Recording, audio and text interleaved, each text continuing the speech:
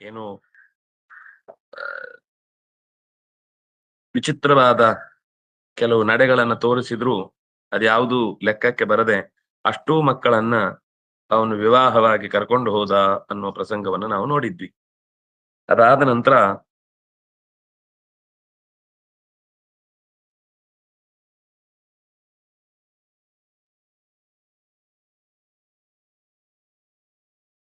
ಕ್ಷಿತೀಶತು ಹಿತರೋ ಭೋಜಯಾಮಾಸುಹು ಅಂತ ನಾವು ಗಮನಿಸಿದ್ವಿ. ಕ್ಷಿತೀಶನ ಮಕ್ಕಳಿಗೆ ಬೇಕಾದಷ್ಟು ಉಣಲು, ತಿನ್ನಲು, ಹೊರಲು, ಎರಲು, ಅಂದ್ರೆ ಆ ತಿನ್ಲಿಕ್ಕೆ, ಉಣ್ಲಿಕ್ಕೆ, ಬೇಕಾದಷ್ಟು ಹೊತ್ಕೊಳ್ಳಿಕ್ಕೆ, ಬೇಕಾದಷ್ಟು ಕೊಡ್ಲಿಕ್ಕೆ, ಹೀಗೆ ಎಲ್ಲದಕ್ಕೂ ಅಲ್ಲಿ ಕೊರತೆ ಇರಲಿಲ್ಲ. ಏಕದಾತು ದುಹಿತೃ ಸ್ನೇಹಾತ್ ಆಕೃಷ್ಟ ಹೃದಯ ಸಹ ಮಹೀಪತಿ ಅತಿ ದುಃಖಿತಾಸ್ತಾ ಉತ ಸುಖಿತಾ ವಾ ಇತಿ ವಿಚಿಂತ್ಯ ತಸ್ಯ ಮಹರ್ಷೇಃ ಆಶ್ರಮ ಸಮೀಪಮುಪೇತ್ಯ ಸ್ಫುರತ್ ಅಂಶುಮಾಲಾ ಲಲಾಮಾಂ ಸ್ಫಟಿಕಮಯ ಪ್ರಾಸಾದ ಮಾಲಾಂ ಅತಿ ರಮ್ಯೋಪವನ ಜಲಾಶಯಾಂ ದದರ್ಶ. ದುಹಿತೃ ಸ್ನೇಹ ಆಕೃಷ್ಟ ಹೃದಯ ಸಹ ಎಷ್ಟು ಸ್ಪಷ್ಟ. ಇಂಥ ತುಂಬಾ ಕಡೆ ಬರುತ್ತೆ, ನಮ್ಗೆ ಇಂಥದ್ದು ಗಮನಿಸ್ಲಿಕ್ಕೆ ಬರಲ್ಲ ಅಷ್ಟೇ. ಈ ಕೊಟ್ಟೆ ಹೆಣ್ಣು ಕುಲಕ್ ಹೊರಗೆ ಅನ್ನೋದು ಶಾಸ್ತ್ರದ ಮಾತಲ್ಲ, ಅದು ಎಲ್ಲೂ ಹಾಗೆ ಹೇಳೂ ಇಲ್ಲ. ಏನು ಅಂದ್ರೆ ಈ ನೋಡಿ, ಶರಿಯಾತಿಯ ಕಥೆಯಲ್ಲಿ ಬಂದಾಗ್ಲೂ ತನ್ನ ಮಗಳನ್ನ ನೋಡ್ಬೇಕು ಅಂತ ಬಂದ ಅಂತಿದೆ. ಇಲ್ಲೂ ಹಾಗೆ ಮಗಳನ್ನ ನೋಡ್ಲಿಕ್ಕೆ ಅಂತ ಮಹೀಪತಿ ಅವರು ದುಃಖಿತರಾಗಿದ್ದಾರೋ ಸುಖಿತರಾಗಿದ್ದಾರೋ, ಅವ್ರು ಸಂತೋಷದಿದ್ದಾರೋ ಅಂತ ನೋಡ್ಬೇಕು. ಯಾಕಂದ್ರೆ ಅವರ ಬಗ್ಗೆ ತೊಂದರೆ ಆದ್ರೆ ತಾನು ಅದರಲ್ಲಿ ಇಂಟರ್ಫಿಯರ್ ಆಗ್ಲಿಕ್ಕೆ ಅವನಿಗೆ ಅಧಿಕಾರ ಇದೆ. ಮದುವೆ ಮಾಡಿ ಕೊಡುವಾಗ ಅದು ಒಂದು ಮಾತು ಹೇಳಿನೇ ಅಧಿಕಾರದಲ್ಲಿ ಯಾವತ್ತೂ ಕೂಡ ಇದು ಕೊಟ್ಟಾಯ್ತು ಅಂತ ಅನ್ನೋ ತರ ವಸ್ತುವಿನ ಹಾಗೆ ಮಾತನಾಡ್ಲಿಕ್ಕಿಲ್ಲ. ಶಬ್ದಗಳಿಂದ ಮಾತ್ರ ನಾವು ಆಟ ಆಡ್ತೇವೆ ಬಿಟ್ರೆ ಭಾವನೆಗಳ ಹಿಂದೆ ಹೋದಾಗ ಅರ್ಥ ಅಲ್ಲಿ ಇಲ್ಲ ಅನ್ನೋದು ಸ್ಪಷ್ಟ ಆಗತ್ತೆ. ಹೀಗೆ ಮಕ್ಕಳನ್ನ ನೋಡ್ಬೇಕು ಅಂತ ಬಂದ ವಿಚಿಂತ್ಯ ಮಹರ್ಷಿಯ ಆಶ್ರಮ ಉಪೇತ್ಯ, ಮಹರ್ಷಿ ಆಶ್ರಮಕ್ಕೆ ಬಂದಾಗ ಬಹಳ ಆಶ್ಚರ್ಯ ಆಯ್ತು ಅವನಿಗೆ. ಆಶ್ರಮ ಅಂದ್ರೆ ಎಲ್ಲೋ ಪಾಪ ಗುಡಿಸಲಿರುತ್ತೆ, ಗುಡಿಸಲಲ್ಲಿ ಇವರಿಗೆಲ್ಲ ಕಷ್ಟ ಆಗಿರುತ್ತೆ, ಏನಾದ್ರೂ ನಾನು ಇಲ್ಲಿಂದ ತಂದು ಕೊಡ್ಬೇಕು ಅಂತೆಲ್ಲ ಅನ್ಕೊಂಡು ಅವನು ಏನೇನೋ ಪ್ರವೃತ್ತಿ ಮಾಡ್ಕೊಂಡು ಹೋಗಿದ್ದ. ಆದ್ರೆ ಹೊಳೆಯುತ್ತಿರುವ ಅತ್ಯಂತ ಸುಂದರವಾದ ಮಹಲ್ಗಳು, ದೊಡ್ಡ ದೊಡ್ಡ ಅರಮನೆಗಳ ತರ ಇರುವಂತಹ ಸ್ಫಟಿಕಮಯ ಪ್ರಾಸಾದ ಮಾಲಾ ಅಂದ್ರೆ ರಾಶಿ, 50 ಮನೆಗಳು, ದೊಡ್ಡ ಮನೆಗಳು, ಅತಿ ರಮ್ಯ. ಒಂದೊಂದು ಮನೆಗೂ ಎಕರೆಗಟ್ಲೆ ತೋಟ, ಎಕರೆಗಟ್ಲು ಕೃಷಿ, ಎಕರೆಗಟ್ಲೆ ಹಸುಗಳಿಗೆ ಸಾಕ್ಲಿಕ್ಕೆ ಜಾಗ, ಮತ್ತೆ ಪ್ರತಿಯೊಂದಕ್ಕೂ ದೊಡ್ಡ ಜಲಾಶಯಗಳು, ಪ್ರತಿಯೊಂದಕ್ಕೂ ಉಪವನಗಳು, ಅತ್ಯಂತ ರಮಣೀಯವಾದಂತಹ ಬಗೆಯ ಹೂ ಹಣ್ಣುಗಳಿಂದ ಕೂಡಿದಂತಹ ತೋಟಗಳು. ಇದನ್ನ ನೋಡಿದ. ಅತ್ಯಂತ ಸುಂದರವಾದ ಸರೋವರಗಳಿಂದ ಕೂಡಿದ ಆ ಪರಿಸರವನ್ನು ನೋಡ. ಪ್ರವಿಶ್ಯತೆ ಕಂಪ್ರಾಸಾದಂ, ಒಂದು ಅರಮನೆಯನ್ನು ಹೊಕ್ಕ. ಆತ್ಮಜಾಂ ಪರಿಶ್ವಜ್ಯ, ಮಗಳನ್ನ ಗಟ್ಟಿಯಾಗಿ ಅಪ್ಪಿಕೊಂಡ. ಕೃತಾಸನ ಪರಿಗ್ರಹ, ಅವಳು ತಕ್ಷಣವೇ ಅವನಿಗೆ ಒಂದು ಆಸನವನ್ನ ಕೊಟ್ಲು. ಪ್ರವೃದ್ಧ ಸ್ನೇಹ ನಯನಾಂಬು ಗರ್ಭನಯನ ಅಬ್ರವೀತ್, ಮಗಳ ಮುಖದಲ್ಲಿರುವ ಆನಂದ, ಮಗಳಿಗಿರುವ ಸಂತೋಷ, ಮಗಳ ಸೌಖ್ಯ ಇತ್ಯಾದಿಗಳನ್ನು ನೋಡಿ ಅವನ ಹೃದಯದಲ್ಲಿ ಆ ಪ್ರೀತಿ ಕರಗಿ ಬಂತು. ಕಣ್ಣಿನಲ್ಲಿ ಧಾರಾಕಾರವಾಗಿ ನೀರು ಹರಿಯಿತು. ತಾನೇನೋ ತಪ್ಪು ತಿಳ್ಕೊಂಡಿದ್ದೆ, ನನ್ನ ಮಕ್ಕಳಿಗೆ ಈ ಋಷಿಯಿಂದ ತೊಂದರೆ ಆಗಬಹುದು ಅಂತ, ಅಥವಾ ಈ ಋಷಿಯ ಸಾಮರ್ಥ್ಯವನ್ನ ನಾನು ಅಂದಾಜು ಮಾಡುವಾಗ ತಪ್ಪು ಮಾಡಿದೆ ಅಂತ ಕಣ್ಣಲ್ಲಿ ನೀರು ತುಂಬಿಕೊಂಡಿತ್ತು. ಮಕ್ಕಳು ಸಂತೋಷವಾಗಿರುವುದನ್ನು ನೋಡಿ ಅಂಬು ಗರ್ಭನಯನ, ಕಣ್ಣಿನಲ್ಲಿ ನೀರು ತುಂಬಿಕೊಂಡು ಮಗಳ ಹತ್ರ ಅಳ್ತಾ ಹೇಳ್ತಾನೆ, ಅಪ್ಯತ್ರ ವತ್ಸೆ ಭವತ್ಯಾಹ ಸುಖಮತ ಕಿಂಚಿತ್ ಸುಖಂ ದುಃಖಂ ಇತಿ ಮಹರ್ಷೇ ಸ್ನೇಹವು ಉತ ನ ಅಂತ ಕೇಳ್ತಾನೆ. ಮಗು, ನೀವೆಲ್ರೂ ಇಲ್ಲಿ ಸುಖವಾಗಿದ್ದಿರ್ತಾನೆ, ಕೆಲವೊಂದ್ಸರ್ತಿ ತೋರಿಕೆ ಹಾಗಿರುತ್ತೆ, ಮಾತಾಡಿದ್ರೆ ಗೊತ್ತಾಗತ್ತೆ. ಎಲ್ಲ ದೊಡ್ಡ ಮನೆ ಇರುತ್ತೆ, ನಾವೇನ್ ಅನ್ಕೊಂಡಿದ್ವಿ ಸುಖ ಅಂದ್ರೆ ಇದು ಒಂದು ಕೇವಲ ಹೊರನೋಟ. ಸುಖ ಅಂದ್ರೆ ನಾವೇನ್ ಅನ್ಕೊಡ್ತೀವಿ, ಒಳ್ಳೆ ದೊಡ್ಡ ಗೋಡೆಗೆ ಅಂಟಿಸಿದ ಟಿವಿ, 20-42 ಇಂಚಿದ್ದು, ಆಮೇಲೆ ದೊಡ್ಡ 10 ಬಾಗಿಲಿದ ಫ್ರಿಡ್ಜು, ಇದೆಲ್ಲ ಇದ್ರೆ ಸುಖ ಅಂತ. ಇದು ಮನೆಗೆ ಅಗತ್ಯವಾದ ವಸ್ತುಗಳನ್ನ ತಂದಿಟ್ಟುಕೊಳ್ಳುವುದು ತಪ್ಪಲ್ಲ, ಅದು ಬೇಕು. ಆದ್ರೆ ಅದರಿಂದ ಒಬ್ರು ಸುಖವಾಗಿದ್ದಾರೆ ದುಃಖವಾಗಿದ್ದಾರೆ ಅಂತ ಅಳಿಲಿಕ್ಕೆ ಆಗಲ್ಲ. ಅದಕ್ಕೆ ಅವನು ಕೇಳ್ತಾನೆ, ಹೊರಗಿನಿಂದ ನೋಡ್ಲಿಕ್ಕೆ ಬೇರೆ ಬೇರೆ ತರದ ವೈಭವಗಳಿವೆ. ಬೇಕಾದಷ್ಟು ಗಿಡ ಮರಗಳು, ಆ ಸಂತೋಷ ಕೊಡುವಂತಹ ವಾತಾವರಣ, ಜಲಾಶಯ, ಬೇಕಾದಷ್ಟು ಸೇವಕಿಯರು, ತೋಟದ ತುಂಬಾ ಬಗೆ ಬಗೆಯ ವೈವಿಧ್ಯಮಯವಾದಂತಹ ಹಣ್ಣುಗಳು ಇತ್ಯಾದಿಗಳನ್ನೆಲ್ಲ ನೋಡಿ ಆಗಿತ್ತು. ಆದ್ರೂ ಬಾಯಿ ಬಿಟ್ಟು ಒಂದ್ಸರ್ತಿ ಮಕ್ಕಳ ಬಾಯಲ್ಲಿ ಆ ಮಾತನ್ನ ಕೇಳುವುದಕ್ಕೋಸ್ಕರ ಭವತ್ಯಾಹ ಸುಖಂ ಕುತ ಕಿಂಚಿತ್ ದುಃಖಮಪಿತೆ ಮಹರ್ಷಿ ಸ್ನೇಹವು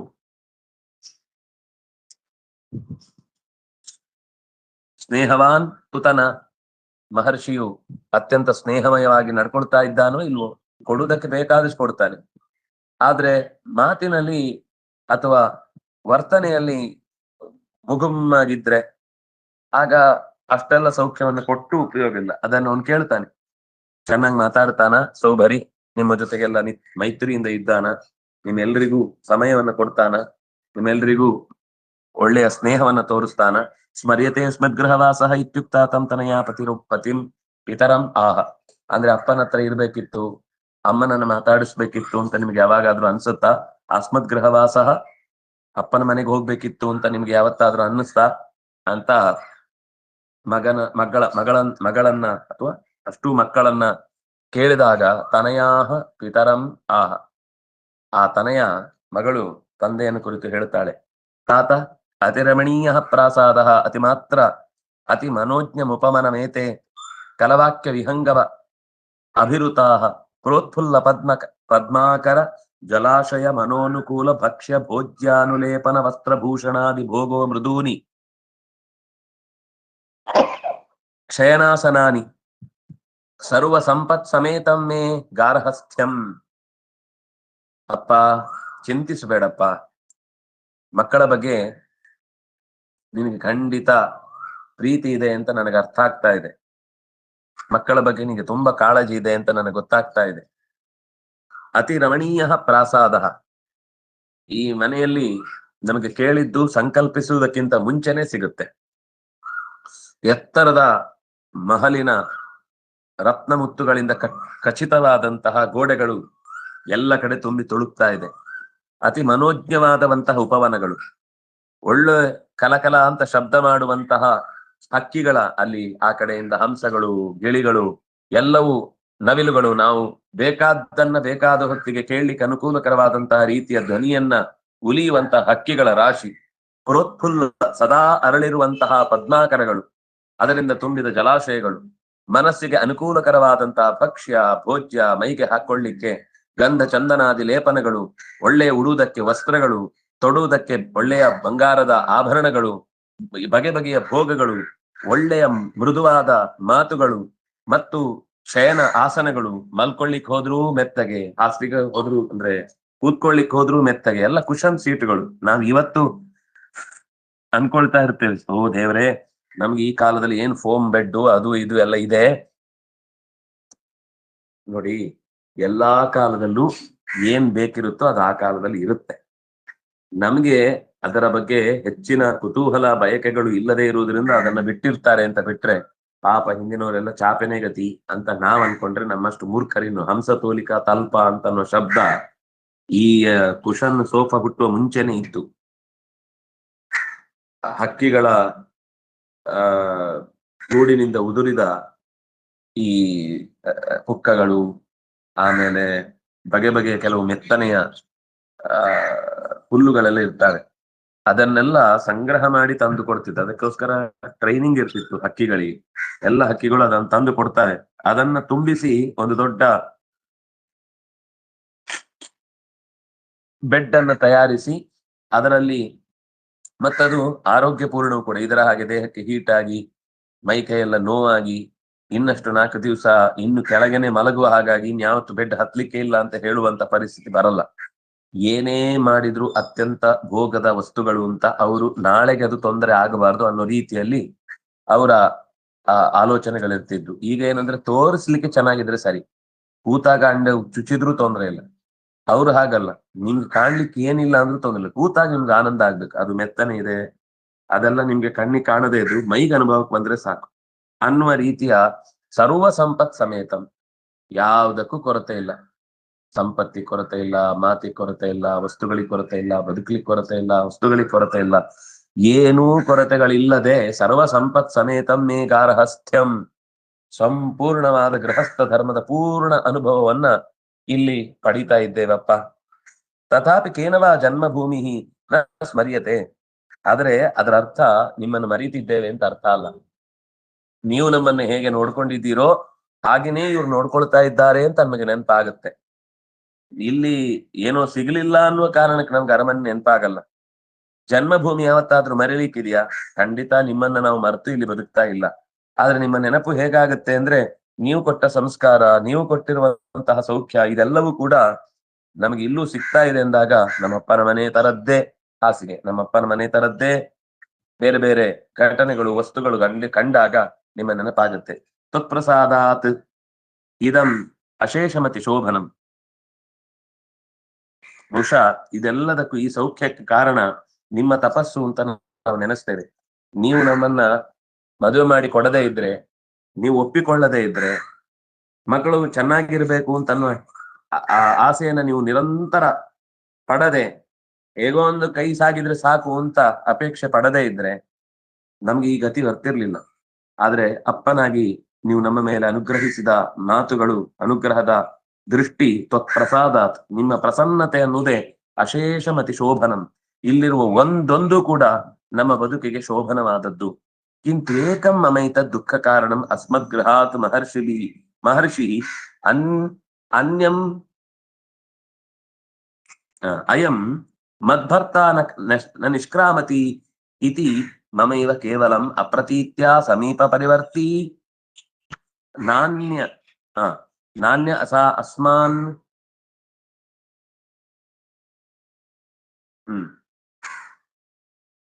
ನಾನ್ಯಾಸಾಂ ಅಸ್ಮದ್ ಭಗಿನೀನಾಂ. ಒಂದು ದುಃಖ ಇದೆ ಅಂತ ಹೇಳ್ತಾರೆ. ಕಿಂತ್ವೇಕಂ ಮಮೈತ ದುಃಖಂ. ಒಂದೇ ಒಂದು ದುಃಖ ಇದೆ ಅಪ್ಪ.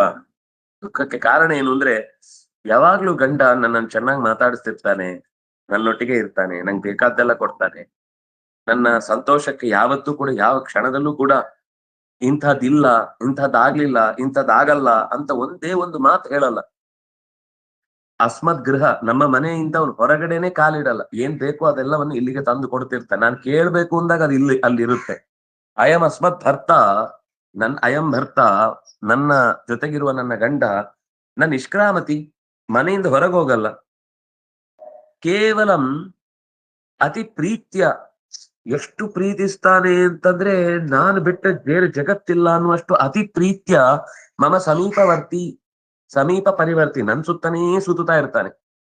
ನನಗ್ ಬೇಕಾದ್ ಏನ್ ಬೇಕೋ ಅದನ್ನು ಕೇಳ್ತಿರ್ತಾನೆ. ನೋಟ್ ಮಾಡ್ಬೇಕು ಇದನ್ನೆಲ್ಲ. ನಾನ್ಯಾಸ್ಮಾತ್ ಭಗಿನೀನ. ಒಂದು ಬೇಜಾರು ಏನು ಅಂದ್ರೆ, ಪಾಪ ನನ್ನ ತಂಗಿಯರು ಕೂಡ ಇವನನ್ನೇ ಮದುವೆ ಆದದ್ದು. ಅವ್ರ ಹತ್ರ ಹೆಚ್ಚು ಸಮಯ ಕೊಡಲ್ಲ ಅಂತ ನನಗೆ ಅನ್ನಿಸುತ್ತೆ. ನನಗೆ ಸಮಯ ಕೊಡ್ತಿದ್ದಾನೆ ಸಿಕ್ಕಾಪಟ್ಟೆ. ನನ್ ಒಂದ್ ದಿವ್ಸವೂ ದುಃಖ ಆಗ್ಲಿಲ್ಲ, ಒಂದ್ ದಿವ್ಸವೂ ನಾನು ಕಣ್ಣೀರಿಡುವ ಪ್ರಸಂಗ ಬರ್ಲಿಲ್ಲ, ಒಂದ್ ದಿವ್ಸ ನಿಮ್ಮ ನೆನಪಾಗ್ಲಿಲ್ಲ, ಒಂದ್ ದಿವ್ಸವೂ ಬೇಕು ಅನ್ನೋದು ಸಿಗ್ಲಿಲ್ಲ ಅನ್ನುವ ವ್ಯಥೆ ಕಾಡ್ಲಿಲ್ಲ, ಒಂದ್ ದಿವ್ಸವೂ ಇಂಥದ್ದೊಂದು ಸಮಸ್ಯೆ ನಿಮ್ಗೆ ಹತ್ರ ಹೇಳ್ಬಹುದು ಅಂತ ನನಗೆ ಹುಡುಕಿದ್ರು ಸಿಗ್ಲಿಲ್ಲ. ಆದ್ರೆ ನನ್ನ ಭಗಿನಿನ ತಂಗಿಯರ ಮನೆಗೆ ಇವನು ಹೆಚ್ಚು ಓಡಾಡ್ತಾ ಇಲ್ಲ, ಹೆಚ್ಚು ಕಮ್ಮಿ ನನ್ ಸುತ್ತಾನೆ ಇರ್ತಾನೆ ಅನ್ನೋದೊಂದೇ ನನಗೊಂಚೂರು ಬೇಜಾರು. ಏವಂಚ ಮಮ ಸೋದರ್ಯ ಅತಿ ದುಃಖಿತಾ ಇತ್ಯೇವಂ ಅತಿ ದುಃಖ ಕಾರಣಂ ಇತ್ಯುಕ್ತಸ್ತಯಾ ದ್ವಿತೀಯಂ ಪ್ರಾಸಾದಮುಪೇತ್ಯ ಸ್ವತನಯಾಂ ಉಪವಿಷ್ಟಸ್ತಥೈವ ಪೃಷ್ಟವಾನ್. ಈ ರೀತಿ ನನ್ನ ಸೋದರಿಯರಿಗೆ ದುಃಖ ಆಗಿದೆ ಅನ್ನೋದೊಂದು ದುಃಖ ಬಿಟ್ರೆ ನನಗೆ ಯಾವತ್ತೂ ದುಃಖ ಉಂಟೇ ಆಗಿಲ್ಲ. ಈ ಮಾತನ್ನ ಕೇಳಿಸಿಕೊಂಡು ಎರಡನೆಯ ಮಗಳ ಮನೆಗೆ ಸ್ವತನಯಾಂ ಪರಿಶ್ವಜ್ಯ, ಅಲ್ಲೂ ಗಟ್ಟಿಯಾಗಿ ಮಗಳನ್ನ ಅಪ್ಪಿಕೊಂಡು ಅಪ್ಪನಾಗಿ ಪ್ರೀತಿಯನ್ನ ತೋರಿಸಿ ಅವಳ ಮನೆಯಲ್ಲಿ ಕೂತು ಇದೇ ಪ್ರಶ್ನೆಯನ್ನ ಕೇಳಿದ. ಅವಳು ತಯಾಪಿಚ ಸರ್ವಮೇತತ್ ಪ್ರಾಸಾದಾದ್ಯುಪಭೋಗ ಮುಖಂ ವೃಷಮಾಖ್ಯಾತಂ ಮಮೈವ ಕೇವಲಂ ಅತಿ ಪ್ರೀತ್ಯ ಪಾರ್ಶ್ವ ಪರಿವರ್ತಿ ನಾನ್ಯಾಸಾಂ ಅಸ್ಮದ್ ಭಗಿನೀನಾಂ ಇತ್ಯೇವಮಾದಿ ಶ್ರುತ್ವಾ ಸಮಸ್ತ ಪ್ರಾಸಾದೇಶು ರಾಜ ಪ್ರವಿವೇಶ ತನಯಾಂ ತಥೈವ ಅಪೃಚ್ಛತ್. ಅವಳು ಇದೇ ಮಾತು ಹೇಳ್ತಾಳೆ. ಹಿಂದೆ ಅವಳು ಏನ್ ಹೇಳಿದ್ಲೋ, ಸರ್ವಮೇತತ್ ಪ್ರಾಸಾದಾದ್ಯುಪಭೋಗ ಸುಖಂ, ಎಲ್ಲ ಬಗೆಯ ಉಪಭೋಗ ಸುಖಗಳು ಸಿಗುತ್ತೆ. ವೃಷಂ ಚೆನ್ನಾಗಿ ಸಿಗುತ್ತೆ, ಚೆನ್ನಾಗಿ ಬಿಡಿಸಿ ಹೇಳ್ತಾಳೆ ಕೂಡ. ಯಾವ ರೀತಿ ನಮ್ಮನ್ನ ಆತ್ಮೀಯತೆಯಿಂದ ಕಾಣ್ತಾನೆ, ನಮ್ಮ ಅಸ್ತಿತ್ವಕ್ಕೆ ಬೆಲೆ ಕೊಡ್ತಾನೆ, ನಮ್ಮ ಬದುಕಿಗೆ ಅರ್ಥವನ್ನ ಕಲ್ಪಿಸಿದ್ದಾನೆ, ನಮ್ಮ ಆಲೋಚನೆಗಳಿಗೆ ದಾರಿ ತೋರಿಸಿದ್ದಾನೆ, ನಾವೇನ್ ಮಾಡ್ಬೇಕು ಅಂತ ಅನ್ಕೊಂಡಿದೀವೋ ಅದಕ್ಕೆ ಹೆಚ್ಚಿನ ಮನಸ್ಸಿಗೆ ನೋವಾಗದ, ಮನಸ್ಸಿಗೆ ವಿರುದ್ಧವಾಗದ ಎಲ್ಲ ನಡೆಗಳನ್ನು ಅವನು ತೋರಿಸ್ತಾನೆ ಅಂತ ಹೀಗೆ ಹೇಳಿದಾಗ ಕೊನೆಗೆ ಒಂದು ದುಃಖ ಏನು ಅಂತ ಕೇಳಿದ್ರೆ, ಭಗಿನೀನ ನಮ್ಮ ಉಳಿದ ಸೋದರಿಯರ ಬದುಕಿನ ಕಥೆ ಬಗ್ಗೆ ನಮ್ಗೊಂದು ಸ್ವಲ್ಪ ವ್ಯಥೆ ಆಗತ್ತೆ ಅಂತ ಅವಳು ಇದೇ ಮಾತು ಹೇಳ್ತಾಳೆ. ಎಷ್ಟು ಪಾರ್ಶ್ವ ಪರಿವರ್ತಿ, ಯಾವಾಗ್ಲೂ ಅತಿ ಪ್ರೀತ್ಯ, ಎಷ್ಟು ಪ್ರೀತಿ ತೋರಿಸ್ತಾನೆ ಅಂದ್ರೆ ನಮಗೆ ಅಯ್ಯೋ ಇಷ್ಟು ಪ್ರೀತಿಯನ್ನ ತೋರಿಸಿದ್ರೆ ಇದನ್ನ ಹೊರಲಿಕ್ಕೆ ನಾನು ಅರ್ಹಳೋ ಅನ್ನೋ ಪ್ರಶ್ನೆ ನಮಗೆ ಬರುವಷ್ಟು ಪ್ರೀತಿ ತೋರಿಸ್ತಾನೆ. ಇದನ್ನ ಪ್ರತಿ ಮನೆಗೂ ಹೋಗಿ ಕೇಳ್ತಾನೆ. 50 ಮನೆಗೆ ಹೋಗ್ತಾನೆ ರಾಜ. ಪ್ರಾಸಾದೇಶು ರಾಜ ಪ್ರವಿವೇಶ ಸಮಸ್ತ ಪ್ರಾಸಾದೇಶು ತನಯಾಂ ಪ್ರತಿ ಮಗಳನ್ನು ಅದೇ ರೀತಿ ಕೇಳ್ತಾನೆ. ಸರ್ವಾಭಿಷ್ಟತ್ತಾಭಿಹಿ ತಥೈವಾಭಿಹಿತಃ ಪರಿತೋಷ ವಿಸ್ಮಯ ನಿರ್ಭರ ವಿವಶ ಹೃದಯ ಭಗವಂತಂ ಸೌಭರಿಹಿ ಏಕಾಂತಾವಸ್ಥಿತಮುಪೇತ್ಯ ಕೃತ ಪೂಜೋ ಅಬ್ರವೀತ್. ಎಲ್ಲಾ ಹೆಣ್ಣು ಮಕ್ಕಳಿಂದಲೂ ಕೂಡ ಇದೇ ಬಗೆಯ ಮಾತನ್ನ ಕಿವಿಗೆ ಕೇಳಿಸಿಕೊಂಡು ಸಂತುಷ್ಟತೆಯ ಪರಾಕಾಷ್ಠೆಯನ್ನ ತಲುಪಿ ವಿಸ್ಮಯಕ್ಕೆ ಒಳಗಾಗಿ ಹೀಗೊಂದು ಬದುಕನ್ನ ಸಂಪಾದಿಸಬಹುದು, ಹೀಗೊಂದು ಪರಿಪೂರ್ಣವಾದ ಬದುಕನ್ನ ಅನುಭವಿಸಬಹುದು ಅನ್ನುವುದನ್ನ ಅರ್ಥ ಮಾಡಿಕೊಳ್ಳಲಾರದೆ ಅವಿವಶ ಹೃದಯ, ಆದ್ರೂ ಇದರ ಬಗ್ಗೆ ತುಂಬಾ ಮನಸ್ಸಿನಲ್ಲಿ ಸಂತೋಷ ಪಟ್ಟದ್ದು ಮಾತ್ರ ಸತ್ಯ ಅನ್ನೋದನ್ನ ಅರ್ಥ ಮಾಡಿಕೊಂಡು ಏಕಾಂತದಲ್ಲಿ ಒಂದು ಕಡೆ ಉಪಸ್ಥಿತನಾಗಿದ್ದಂತಹ ಸೌಭರಿಯನ್ನ ಕುರಿತು ಈ ಕೃತ ಪೂಜ ಅವನನ್ನ ಅತ್ಯಂತ ಗೌರವಿಸಿ, ತಾನು ಯಾವ ರೀತಿ ಅವನನ್ನ ರಾಜನಾಗಿ ಗೌರವಿಸಬೇಕೋ ಅಂತ ರೀತಿಯಲ್ಲಿ ಗೌರವಿಸಿ ಹೋಗಿ ಕೂತ. ತಥೈವ ಅಪೃಚ್ಛತ್ ಅಬ್ರವೀತ್ ದೃಷ್ಟಸ್ತೆ ಭಗವಾನ್ ಸುಮಹಾನೇಶ ಸಿದ್ಧಿ ಪ್ರಭಾವೋ ನೈವಂ ಮನ್ಯಸ್ಯ ಕಸ್ಯಚಿದ್ ಅಸ್ಮಾಭಿಃ ವಿಭೂತಿಭಿಃ ವಿಲಸಿತುಂ ಉಪಲಕ್ಷಿತಂ ಯದೇತದ್ ಭಗವತಃ ತಪಸಃ ಫಲಂ ಅಪಿ ಇತ್ಯಭಿಪೂಜ್ಯ ತಮೃಷಿಂ ತತ್ರೈವ ತೇನ ಋಷಿವರ್ಯೇಣ ಸಹ ಕಂಚಿಂಚಿತ್ ಕಾಲಂ ಅಭಿಮತೋಪಶೋಭಾ ಭೋಗಾನ್ ಬುಭುಜೆ ಸ್ವಪುರಂ ಚ ಜಗಾಮ. ಓ ಋಷಿಗಳೇ, ಪೂಜ್ಯರೇ, ನಿಮ್ಮ ಅಸಾಧಾರಣವಾದ ಸಿದ್ಧಿಯ ಪ್ರಭಾವವನ್ನ ಕಂಡಿದ್ದೇನೆ. ಇಂತಹ ಸೌಖ್ಯವನ್ನ ಇಲ್ಲಿಯ ತನಕ ಯಾರಲ್ಲೂ ಕಂಡಿಲ್ಲ, ಕಾಣಲು ಸಾಧ್ಯವಿಲ್ಲ. ಕಸ್ಯಚಿತ್ ನಮ್ಮಂತಹ ಸಾಮಾನ್ಯರಿಗೆ ಈ ರೀತಿಯಾದ ವೈಶಿಷ್ಟ್ಯಪೂರ್ಣವಾದ 10 ವಿಭೂತಿಗಳನ್ನ 50 ವಿಭೂತಿಗಳನ್ನ ಹೊತ್ತು ಪ್ರತಿಯೊಬ್ಬರ ಬದುಕಿಗೂ ಸೌಖ್ಯವನ್ನ ಕಲ್ಪಿಸುವ ಶಕ್ತಿ ಅದು ನಿಮ್ಮ ವಿಲಾಸವೇ ಸರಿ.